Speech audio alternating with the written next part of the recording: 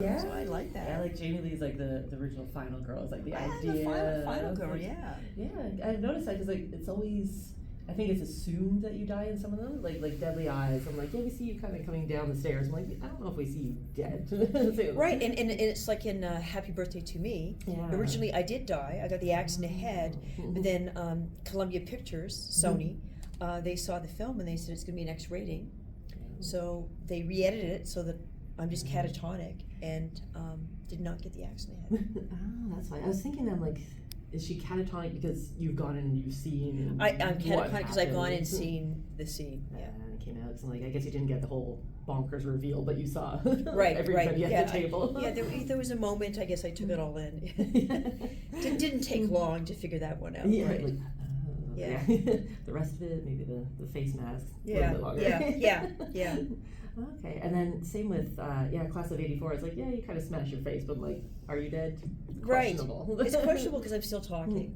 Yeah, it's one of those movies. It's like, die. Yeah, and you would think also in terms of sequels and that, it's good to always have somebody who survives. Yeah, so he's like, you can potentially go forward with Yeah. that. Okay, so how did you get into the first horror movie? Like, how did that happen for you?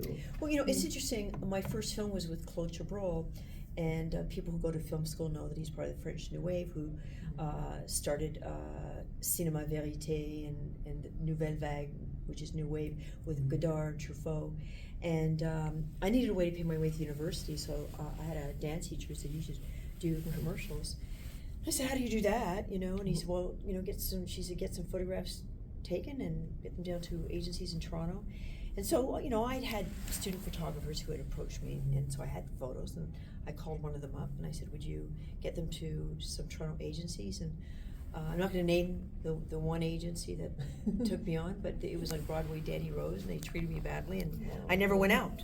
And about 6 months later, I got called in by the characters, and Ron Leach, who sadly just passed away very tragically, because he's just a little bit older than me. He was a junior agent at the characters, owned by Larry Goldhar, that was one of the first agencies in Toronto, and very successful agency. And I walked in, and they were so great to me, and I thought, well, I have no qualms leaving these other people treating me badly and who never got me out. And I booked 7 commercials in 6 months, nationals, because I had that look then, the Procter and Gamble look, which now people want, really real and diversity. So I'm out of style now, except for in Hallmark, right? Yeah. Pretty blonde. Yeah, exactly. Girl next door. And I didn't really care because I was just doing it as a way to pay my way to university. It was much more fun and much more lucrative than being a waitress, right? That's what I've been. And then this film came into town, and my agent got me in on it. It was a movie of the week with Henry Fonda, and I'd never taken I acted in school plays. So I got an audition for it, and they said, do you want to read the script and do a reading? And I thought, well, I guess I should just read this like I read a book. And I got called back, and I went to the producer, and I did this really great job. And I was 18, and the producer leaned in and said, you did a really great job, but we actually really want a real 14-year-old, and you're 18. And I could care less because I had nothing invested in it. Yeah. I was going to be a journalist. And I'd been accepted at Ryerson School of Journalism.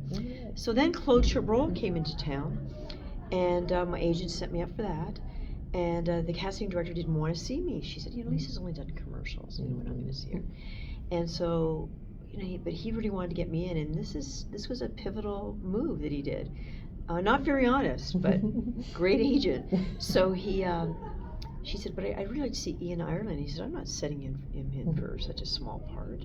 She said, oh, come on, please, have him come in and meet. And he said, tell you what, I'll send him in if you agree to see Lisa Langlois. So I come in, and I meet Claude Chabrol, and the assistant was Justine Héroux. Denis Héroux who's a very successful producer, his wife.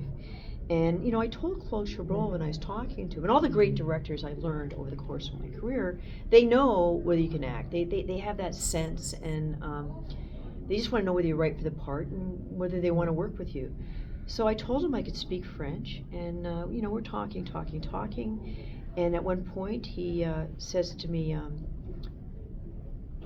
he turned to his assistant, he goes, I think this is the best person we've seen yet in French. And I'm thinking, I just told him I can speak French. But looking back, I'm thinking they probably think that actors would say, I can draw, I can ride a horse, I can do this, I can do that. And then he turned back to me and he said the same thing in English. He said, you're the best person we've seen yet, but the producers want a star, so I've got to talk them into using you. So I didn't hear things for a couple weeks. Again, I didn't care. Went up to see my dad in North Bay, and this is before answering machines, before cell phones or anything else, and didn't hear anything. And then I told my dad, I just feel like there's something telling me I need to get back to Hamilton. I'm getting out of shape. I need to get to back into my dance classes. So I get home, take the bus from North Bay, which is from where I lived in Hamilton. It was like about 6 hours, and I walk in the door and the phone's ringing, and it's my agent. When I answer, he goes, "Where have you been? I've been calling you all night. They want you in Montreal this morning. You got the part." So I get on a flight and arrive on the set, and I shoot 2 scenes without ever having read the script. And my first scene is opposite my leading man, and it's like the most attractive guy I've seen in the world. Like, it's like, he's like this French actor, of course. He's got this Yves Montand thing happening, and I look into his eyes, and it was love at first sight, and I was like, wow, And there I was, did my first film opposite Donald Sutherland, and there was David Hemmings was in it, and Donald Pleasance, and with this really famous French director. And what had happened is Claude Chabrol wanted Sissy Spacek, and she turned it down. She said, "I'm too old." Then they went to Jodie Foster, and she was already booked, and then I was in 3rd position. And so that's why I always tell my agents, I don't care, just put me up, because even if they say, oh, they're interested in someone else because something could happen, like on Terminator, okay? So I went in on Terminator, right? And great script, and I remember James Cameron saying, "Oh yeah, we're from Toronto. We're planning on shooting it up there. And we're going to close down the 401." And I knew what that meant, closing down the 401. And so it got down to Linda Hamilton and me, and Linda Hamilton got the part. And my agent called me up and said, "Well, the producer said you had so much more charisma than Linda Hamilton," but I got it because I read the script, great script. But she really did have more of that waitress look than I did. In those days, I had much more of a Barbie doll look, which I had a lot of directors say, when you get older, you're going to be a lot more interesting looking.